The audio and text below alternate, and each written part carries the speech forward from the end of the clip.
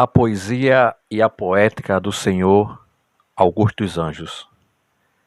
Correspondendo à gentileza do Senhor Augusto dos Anjos, que se lembrou de meu humilde nome, oferecendo-me um exemplar do seu livro Eu, não poderia, em consolência, deixar em silêncio as ideias e os sentimentos que me advieram dessa leitura.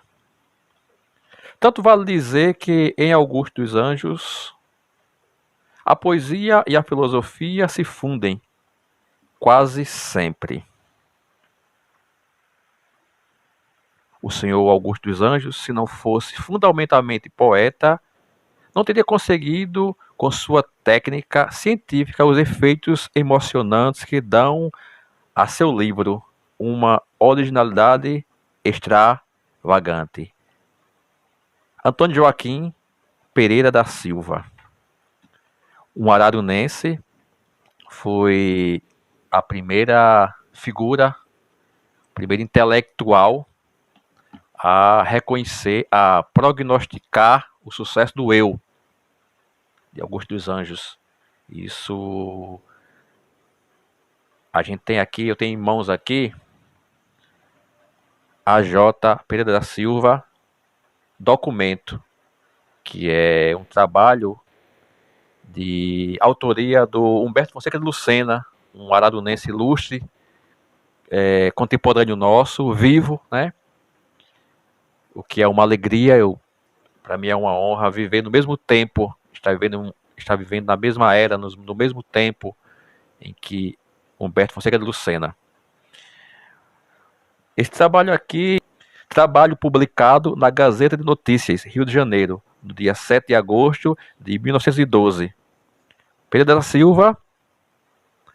da Silva foi o primeiro no Rio de Janeiro a prognosticar o sucesso do eu, de Augusto dos Anjos.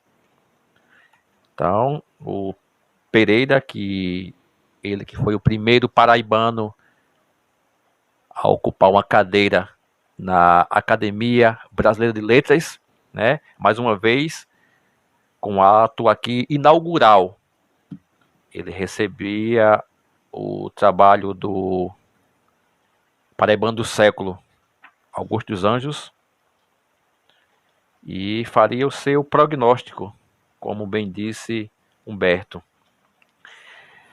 Pereira, que já tinha lançado seu trabalho, já tinha estreado na literatura com livros. Ele, Rio de Janeiro, Paraná, ele já colaborava com jornais, com textos, poesias e notas. Porém, livro mesmo, ele já tinha lançado. Ele lançou em 1903 seu primeiro livro, o Vai Sole. Ele lançou no Paraná, em Curitiba, né? Pereira, esse cara da geração simbolista, que nos enche de orgulho, né? Quanto ararunense, quanto paraibano, né? Ele que viria a lançar outros livros depois, né? Até chegar na academia, na tão merecida Academia Brasileira de Letras. E esse trabalho aqui, a exemplo de outros, eu recebi das mãos do seu autor, né? Aquele reúne, que é uma reunião de textos, de recortes de jornais da época, a exemplo do O Globo, o Imortal, aqui também muitos documentos aqui do Pereira da Silva, o Novo Imortal, né? Saiu no jornal O Norte, João Pessoa, Paraíba do Norte. A imprensa também dedicou aqui uma coluna à homenagem de nosso estado ao poeta Pereira da Silva, novo membro da Academia de Letras, né? E entre tantas coisas aqui importantes, trechos, Humberto destacou esse documento, né? No qual Pereira, no ano de 12, né? Do século XX, dava notícia, né? Agradecia e fazia uma uma crítica do livro Eu. Então, dos grandes das letras, da poesia, não vou dizer só paraibana ou brasileira, mas mundial.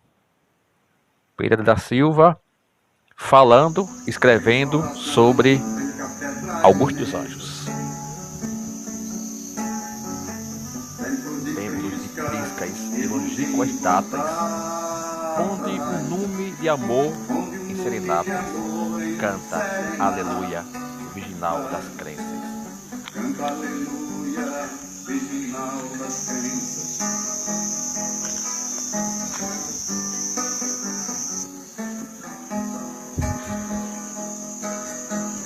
Na ogiva púlpita e nas colunas serpentiais e radiações intensas, ventilações e lâmpadas suspensas, e as ametistas de florões e pratas. Como os velhos templários medievais. Entrei um dia nessas catedrais, E nesses templos claros e risonhos, erguendo os gládios e brandindo as hastas, no desespero dos iconoclastas, quebrei a imagem dos meus próprios sonhos. Augusto dos Anjos, Engenho Pau d'Arco, 1904.